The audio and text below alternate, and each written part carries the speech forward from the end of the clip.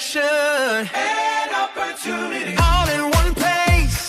Come join the community. So text it now, don't wait in line. Ride for life.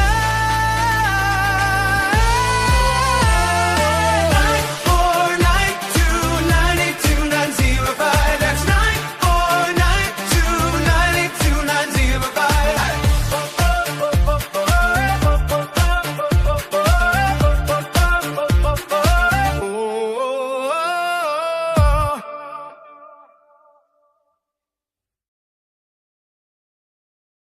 Hey! Hey! Hey! Hey! Wanna know where David's gonna be? Get invites, updates, and community. When he's in your city, you won't miss a thing. Just text the number, let your phone ring, ring, ring, ring, ring. 949-292-905. That's 949-292-905. Events, connection, and opportunity all in one place. Come join the community. So text it now, don't wait in line. Ride for life. 949-292-905. That's 949-292-905.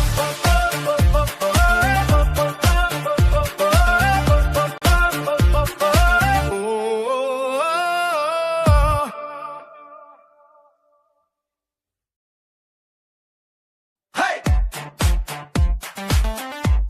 Hey! Hey! Hey! Wanna know where David's gonna be? Get invites, updates, and community. When he's in your city, you won't miss a thing.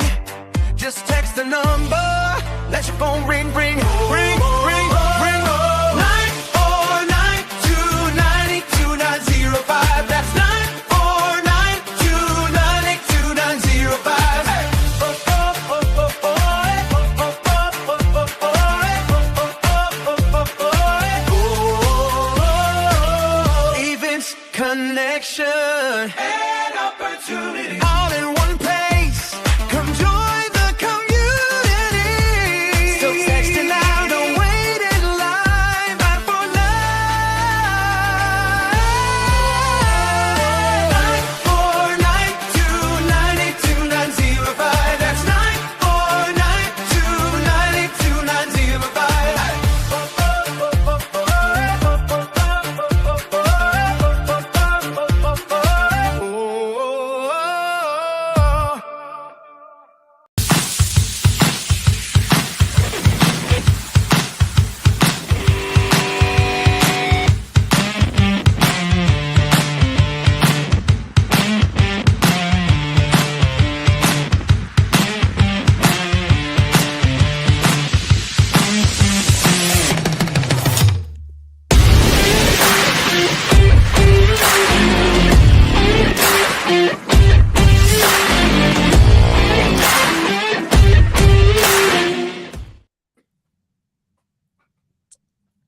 Good morning, everyone. Welcome to Office Aloha. Hours.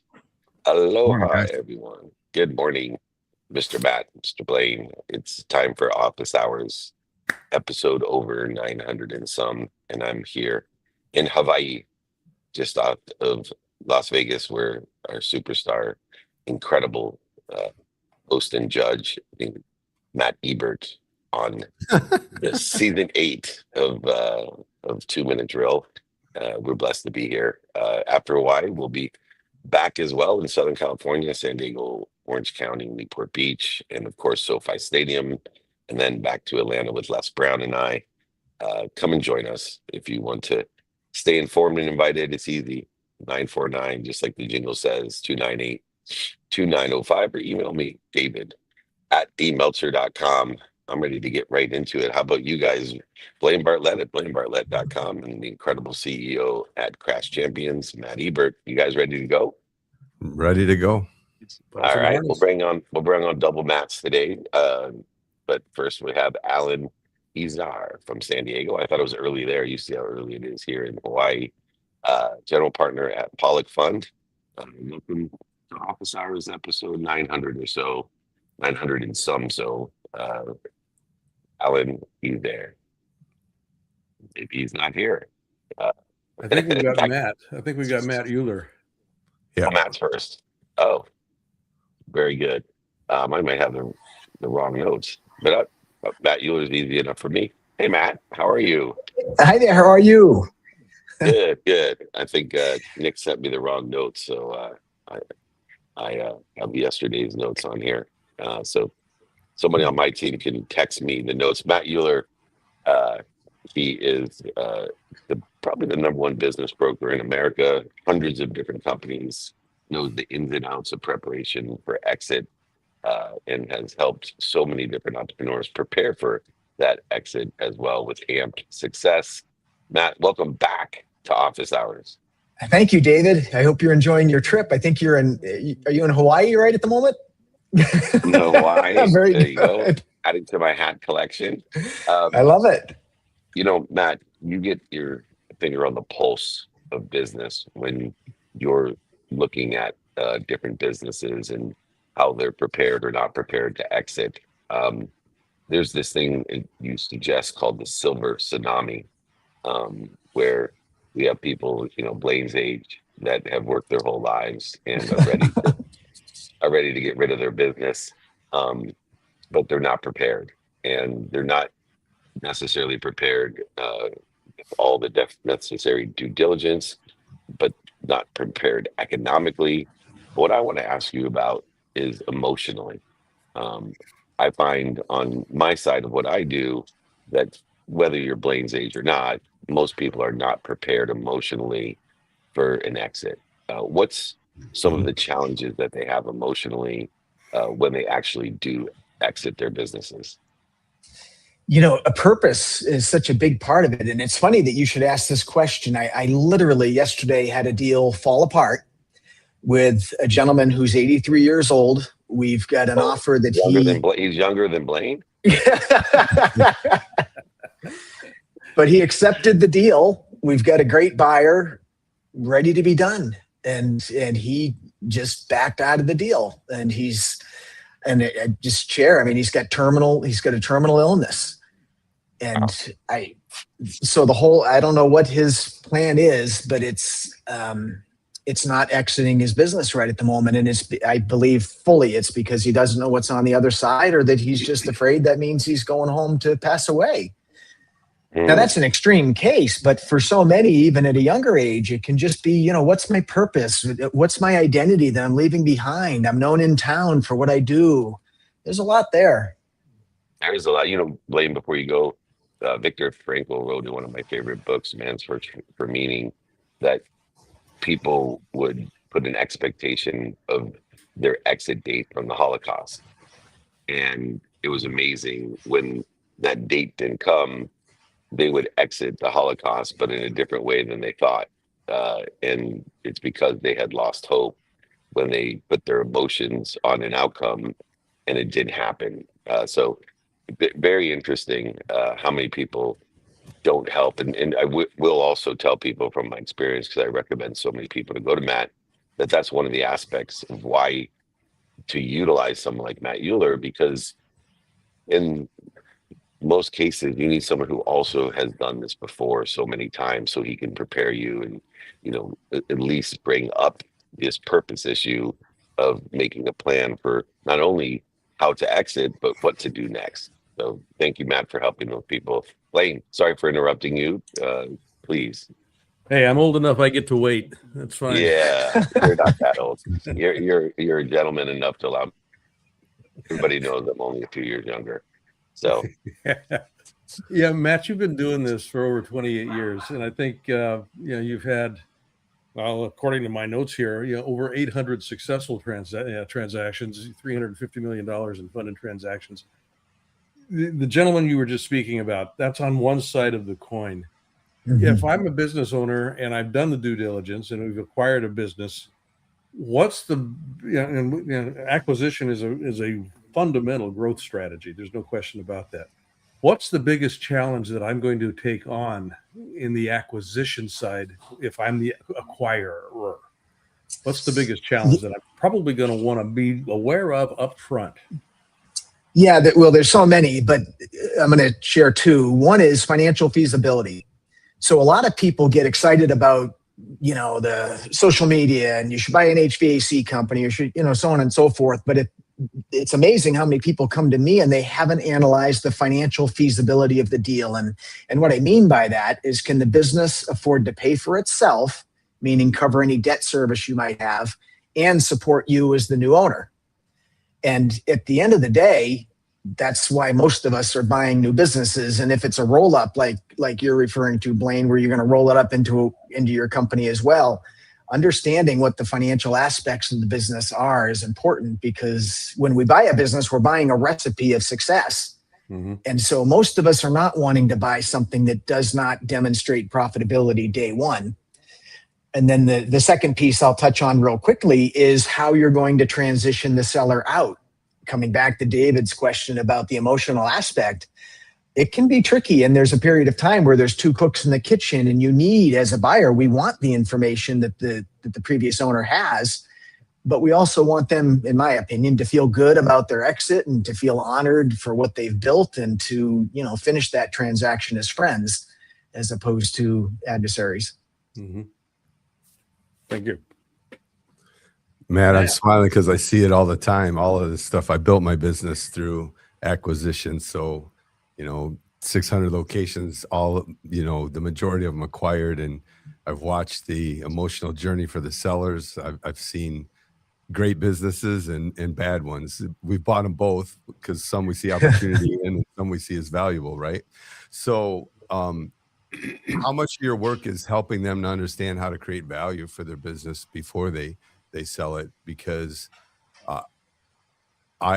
even myself, when I brought in investors, that wasn't my intention. So if I had it to do over, I would have been much more prepared. I would have had the financials much more in line to create a lot more value for myself ahead of time. But the timing was go now. So.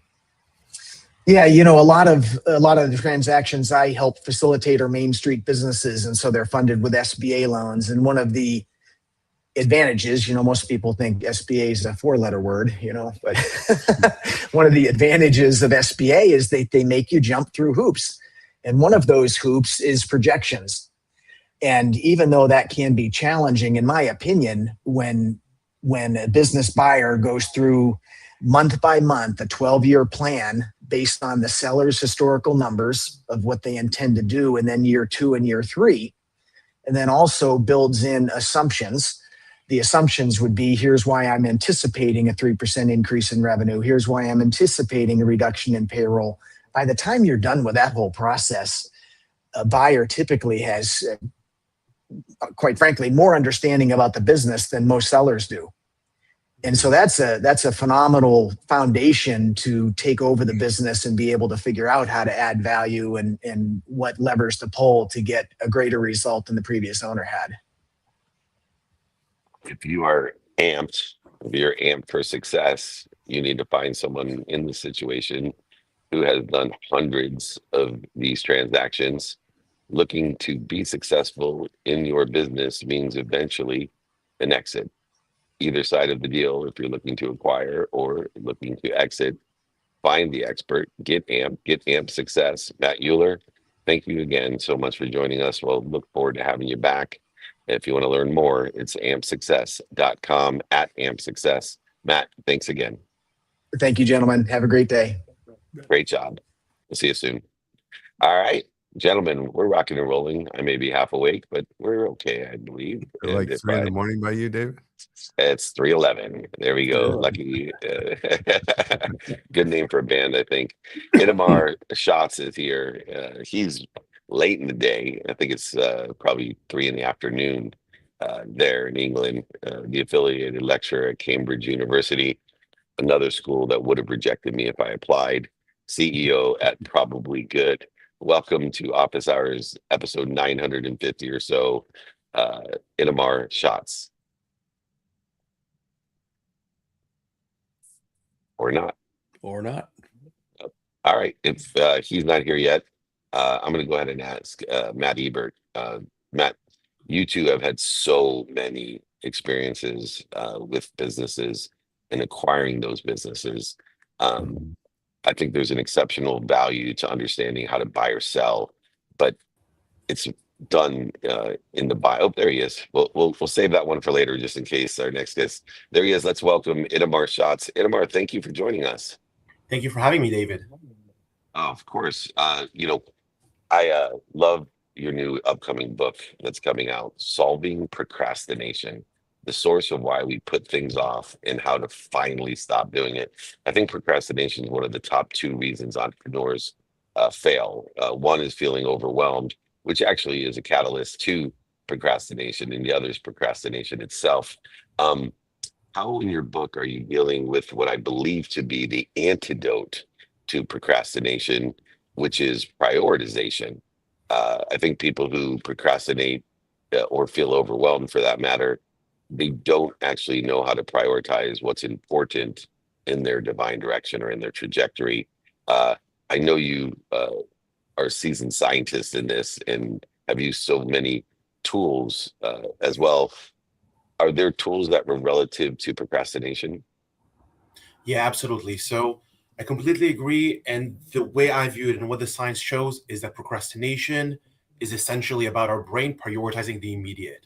So our brain pushing us to avoid immediate pain and pursue immediate pleasure. So as entrepreneurs, for example, maybe we know we need to deal with this super important task, but it's scary. And our brain says, wait, actually, I don't want to deal with this now because it could be frustrating, it could be painful. So instead, I'm going to do what's better for me right now. I'm going to check social media or maybe find this trivial and safe task that I can focus on right now and put off whatever I need to do instead. And because of this, the key to avoiding procrastination, overcoming it, is basically seeing through the tricks that your brain plays on you and finding ways to get yourself to prioritize what will be good for you in the long term instead of what's tempting in the short term. Age-old problem. Age-old. It is, definitely. Yeah. The idea of brain chemistry or just body chemistry in general comes in, dopamine specifically here. In my experience with some of the clients with whom I work, the dopamine hit of anticipation, on the pleasure side, is really an interesting trigger for procrastination. Just as you were talking about, I get a dopamine hit from doom scrolling, getting my phone out and just starting to scroll. And how does, just based on the science, dopamine is such an addictive, and I say addictive in the sense of, I love having that experience. With the work that you do, how does one actually overcome the lure, if you will, the siren call of that dopamine hit, so that you can actually move past it and actually go into what it is that needs to get done now? Yeah. So two main things. One is basically finding ways to make what you need to do right now feel more dopamine-like. For example, by temptation bundling, where you say, I'm going to take this task that is unpleasant, maybe, I don't know, exercising or cleaning the house, whatever it is, and I'm going to pair it up with something that I actually enjoy, like listening to an audiobook. And by doing this, you take a task that you were initially averse to, and you make it more enticing.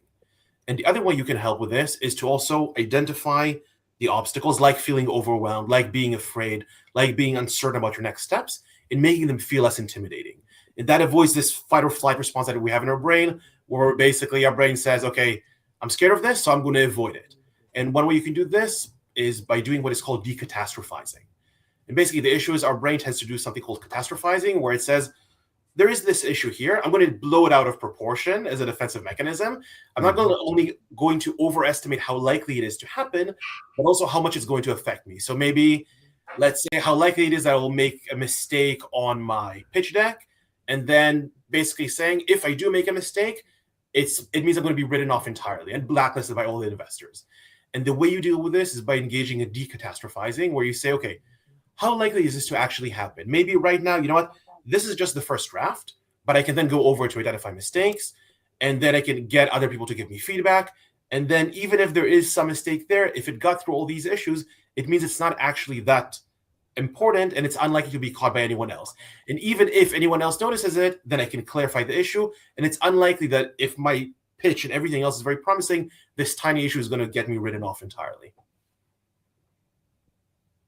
Amazing. This is a great subject, and you're going to help a lot of people, it seems, with it. So I'm kind of curious, what makes someone want to tackle something like this? What got you to here anyway? So in school, I was a huge procrastinator. The typical, you have a semester-long project, and then you say, okay, I'll do it tomorrow, I'll do it tomorrow, I'll do it tomorrow. Suddenly, it's been 3 months. It's due tomorrow. I stay up all night, do it. Patient, huh? Yeah. And do an okay job and get away with it, but it's clearly not something that was good for me. So I was very familiar with the pains of it myself. And as I was going through my master's and I was getting more advanced in my academic journey, I started basically figuring out how I can do things better. And where I turned there is to science and looking what did the research on this actually show. And as I thought, okay, this is really useful for me, maybe other people will find this useful too. And procrastination, and I was writing about a lot of different topics as well, communication, decision-making, but procrastination stood out as basically something that is so huge in terms of how many people it affects, in terms of how strongly it affects them, and in terms of the solutions that we know are there, but are not being put into practice. That's great. You know, Itamar, it's interesting. One of the things that came to mind when you were talking was, you know, the mind to the brain is like time to a clock. And both of those associations are absolutely relative to procrastination, how to understand the mind and to how the brain works. And then, of course, how time works within the concept of man-made constructive time or a clock. It's extremely interesting. The other thing that came to mind, just to finish up, I have to ask, because some of the biggest procrastinators in the world, I had a friend, Rob Angel, he invented Pictionary. I think it took him 6 years to write a book. You know, is book writing. I'm just curious, did you procrastinate when you were writing this book? Yes, but I've gotten much better at figuring out what my triggers are and how to deal with them. For example, by saying, sorry, go ahead. Yeah, by saying, okay, my issue is that it feels like a huge task because writing a book is a major thing. There's a lot of things there. And basically what worked for me in that case was saying, okay, I don't actually need to write this whole book. I just need to write 500 words a day, which is really, really doable. And if I write 500 words a day and I do that again and again and again and again, I actually end up with a whole book. So I would say I'm definitely always going to be predisposed to procrastination. And everybody procrastinates to some extent. But what I aim at is doing it less often and being less affected by it. Spending less time in the interference between you and the productive, accessible, and gracious process of acceleration, aggregation, and compounding impact that you can have. And I can just see you procrastinating writing your book and then coming up with a new idea about procrastination because you're procrastinating about your book. So it was self-exploratory to write a book about procrastination. It's fabulous. So kind of like getting drunk and writing a book about getting drunk. You can find out a lot of things while you're actually doing it. I definitely would rather write a book about procrastination and probably much more healthy. Anyway, he is a genius. That means he understands the capability of expressing God. He is a Cambridge lecturer and an amazing author and entrepreneur for good. Check out his company For Good as well.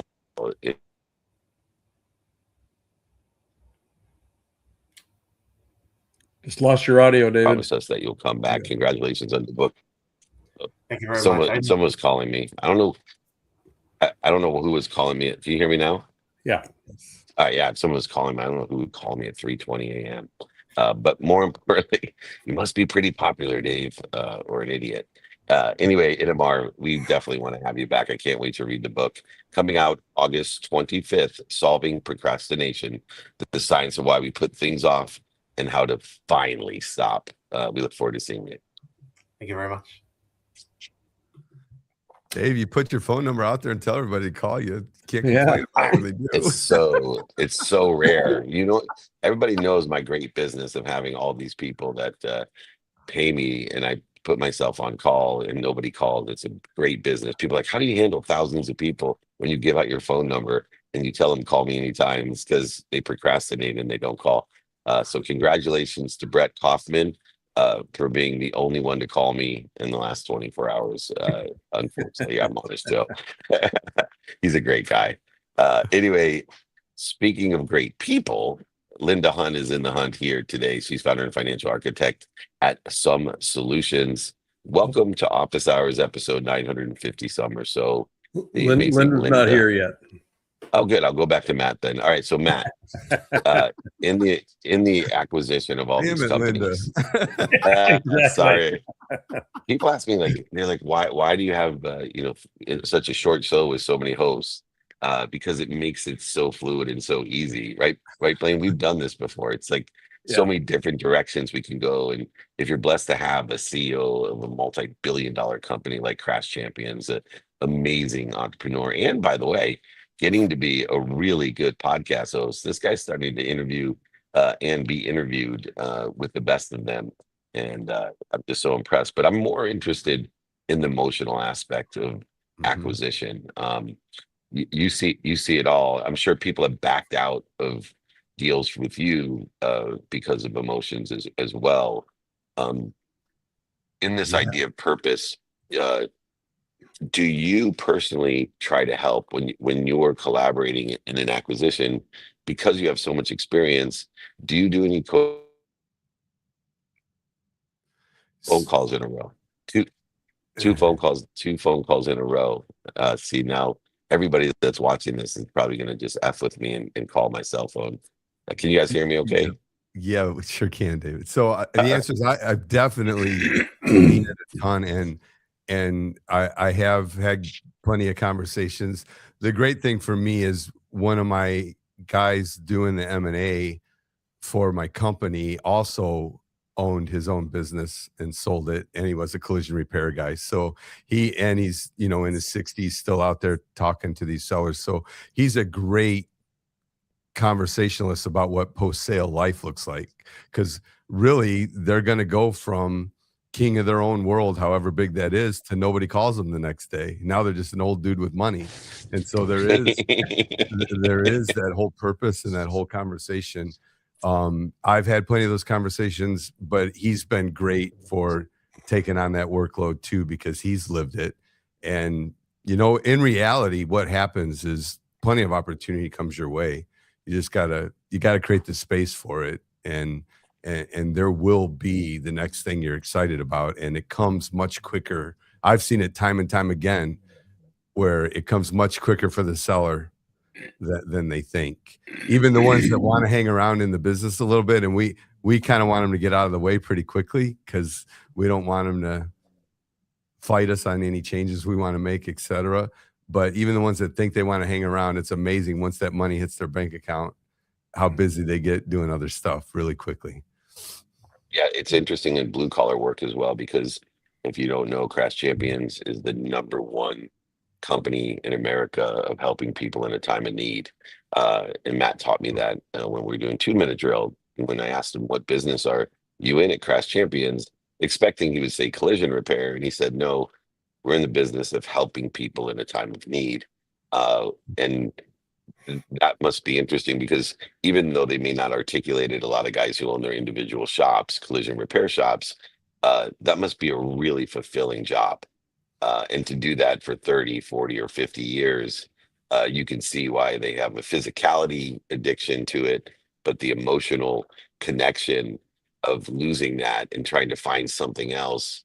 And the reason is, and I truly believe this, that we are at itself when we're able and capable of helping others, and to be able and capable of helping others in time of need. When these people, crash their cars, it changes their entire life. They can't drive carpools. They may not be able to go to work. There's so many different things that could occur. And, I'm sure a lot of the people, when you're acquiring these business, you're changing their life for the better if they give it that meaning. But it must be really difficult when you're in the business of helping people in a time of need to give that up. It's like quitting football. You played football since you were 5, and like Warren Moon, my business partner, until he's 44, and then all of a sudden it ends, and there's no way you could ever do it again. Thank you, Matt, for giving a little bit of bridge to our incredible entrepreneur and author with her new book. Linda Hunt has joined us.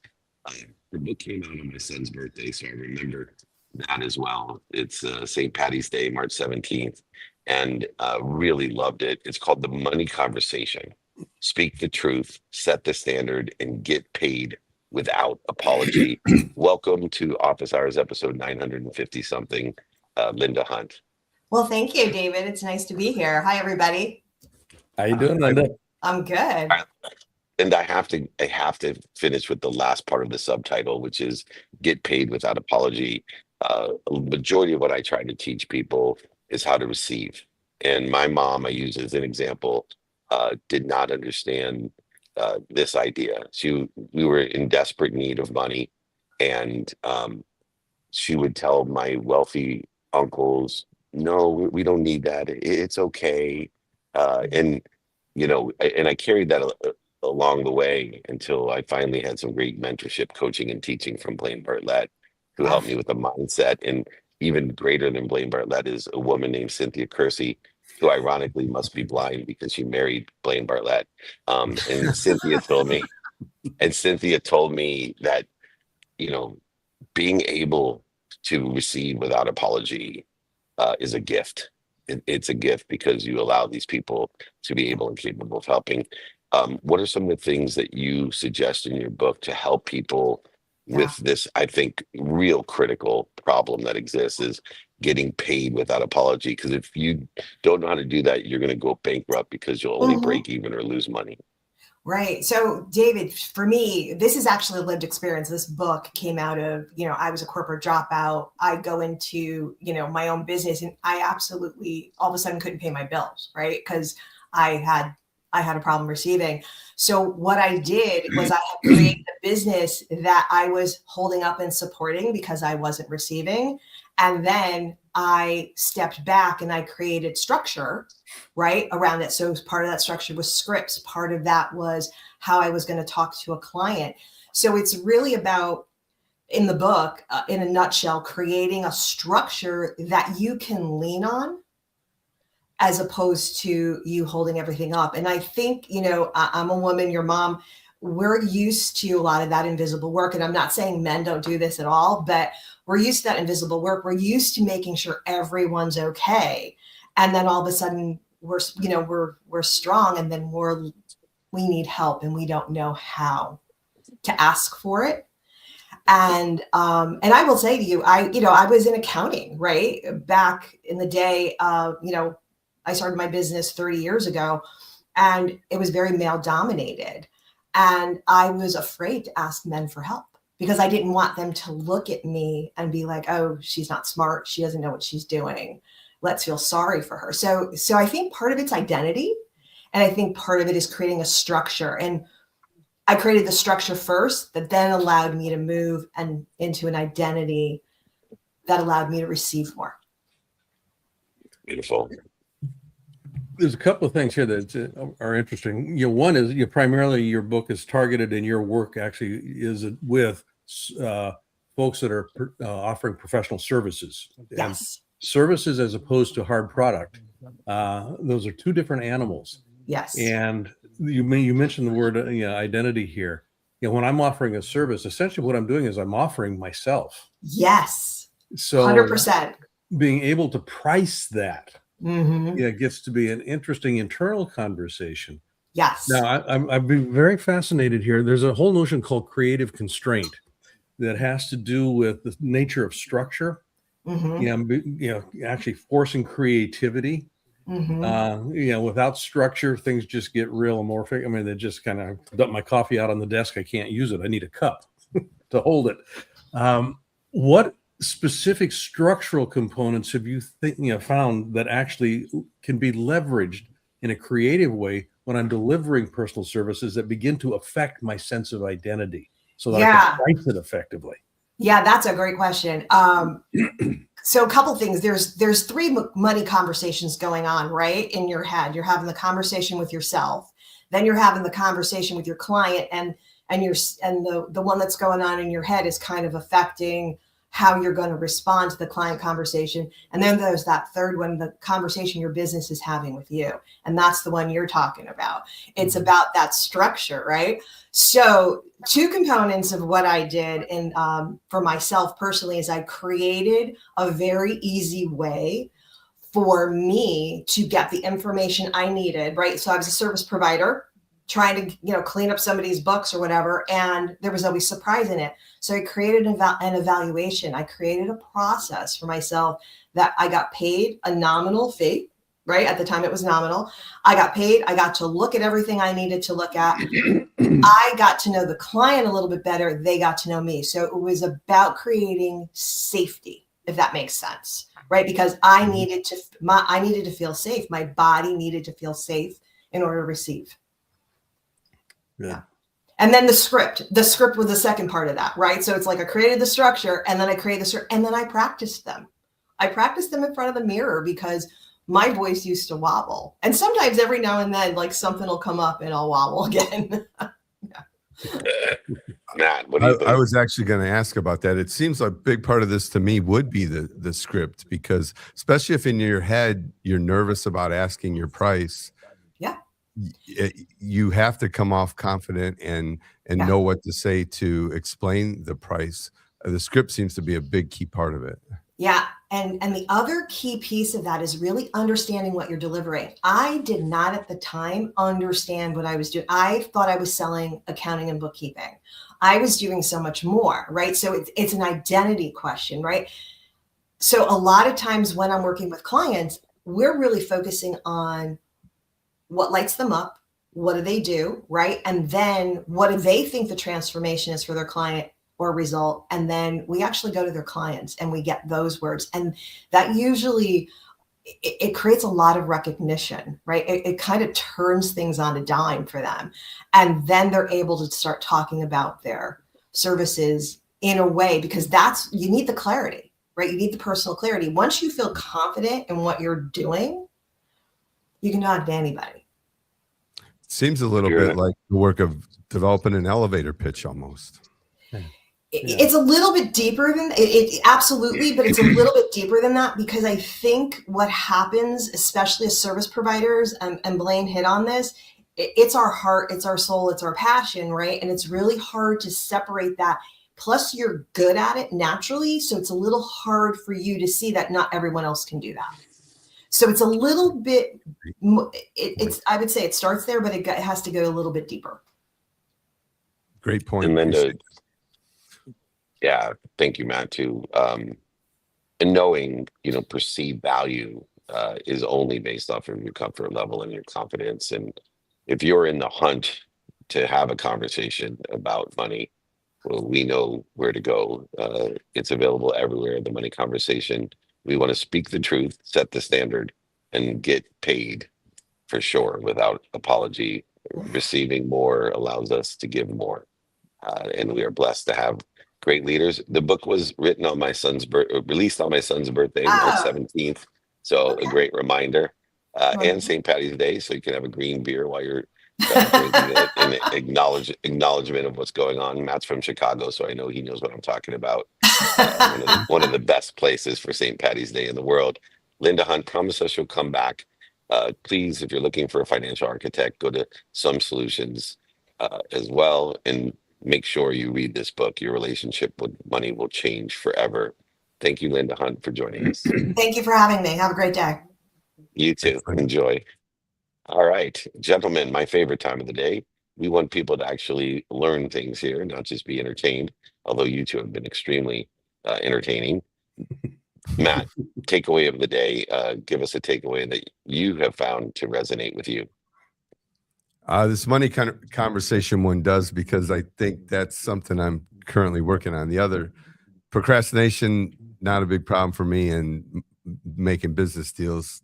I love that stuff. So I'm one of the ones that I still think have trouble with the giving or the receiving part of the giving and receiving. So it definitely resonates with me. I think your approach is very practical, because if you do the work to understand your value and do the work to explain it in a business setting, I think that can be very, very helpful. Oh, you better get used to it, because someday you're going to exit Crash Champions for billions of dollars, and maybe you'll go to work with Matt, since you have so much experience in acquiring businesses, give you that fulfillment. But I can't think of a better business than Crash Champions, being able to help people when they're in need. What a beautiful business you built, and I Appreciate learned a that. lot from you today. Thank you, buddy. The double B's helped me so much. Kidding aside, he's a great sport with my stupid jokes, but Blaine Bartlett has taken the possibilities and made them a reality. We've written books together, we've spoken on stages together, we've done TV shows and movies together. But probably, in my opinion, the number one business consultant that I know, and I know a lot of them around the world. He's not a 19-year-old life coach, I'll give him that. But go to Blaine Bartlett if you're looking for a true business consultant. Blaine, what do you got for me? I think, yeah, you mentioned the word architect, or maybe it was Linda that did, but the distinction Yeah, between, that's her description, financial architect. Yeah. architect. The difference between a builder and an architect: a builder actually cuts the wood and nails it up and that kind of stuff. An architect actually makes sure that all of the pieces, all the resources, all of the things are in place, and the blueprint can actually be realized as fully as possible. And that's the takeaway here. Both of our guests, or all three of our guests today, really we're talking about how do we architect success. Yeah. We've got the components. Every one of us has got the building components, but how do we actually architect it? Whether it's in the context of setting myself up to receive, there's an architecture to that. Positioning, so we think site location. This is pricing. These sorts of things. So, when we're looking at procrastination, you actually got to start doing the work.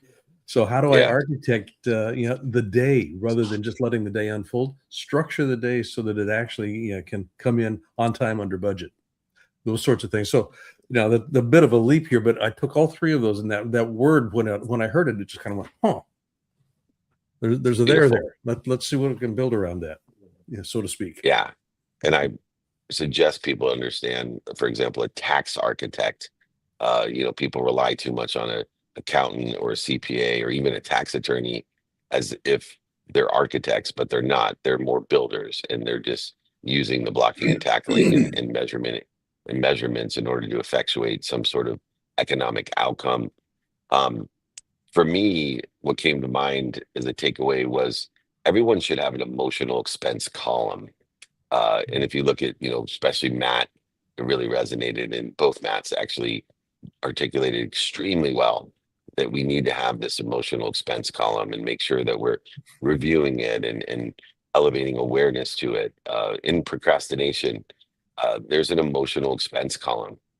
There's a reason why we're interfering with the productivity, accessibility, and gratitude of performing through this idea of prioritizing what's important. And then obviously with Linda, the emotional expense column helps us with the truth, the standard, and eventually the ability to receive, which without apology. When we're receiving and knowing that we're providing more value than we're asking for, there should be no apology. And yet I see so many people provide an extraordinary amount of value and then apologize for receiving even less than they've asked for. So please, everyone, put into your own P&L, your balance sheets, your life trajectories, an emotional expense column, assign time to it, give yourself an hourly rate if you have to, and see how much emotional expense.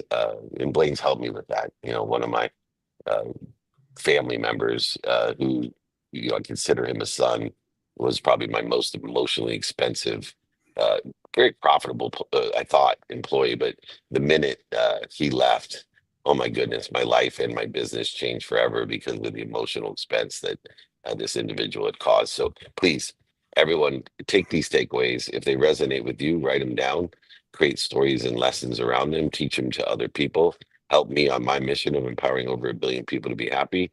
Please, we can make a lot of money for the sake of helping others and having fun. Blaine Bartlett, BlaineBartlett.com, the amazing Matt Ebert. Check out if anything should happen and need a company while you're in need for your vehicle. Go to Crash Champions. two amazing entrepreneurs and thought leaders. I'm blessed to have you on Office Hours. We'll see you next week. Thanks, David. Enjoy your trip. You guys, yeah, thank you. I will. Take care, Not buddy. hard. As soon as everybody wakes up in the next 6 hours. Anyways, we're rocking and rolling once again. We'll be in Southern California after Hawaii. We had an amazing meetup yesterday here, San Diego, Newport Beach, LA, SoFi Stadium, Atlanta, Georgia with Les Brown. We got the biggest names in all these places. Come and join us. Come join the neighborhood, the frequency, elevate your awareness, make life easy, dissipate the dis-easy. But you got to just be informed and invited. If you want to stay informed and invited, 949-298-2905, 949-298-2905, or email me, beloved servant. David means beloved. @D is my first initial. Meltzer means servant. Let me be your beloved servant, David @dmeltzer.com. Remember, most importantly, be more interested than interesting. Be kind to your future self and do good deeds. Hit it, Gigi. Hey! Hey! Hey! Oh, hey! Wanna know where David's gonna be? Get invites, updates, and community. When he's in your city, you won't miss a thing. Just text the number, let your phone ring, ring.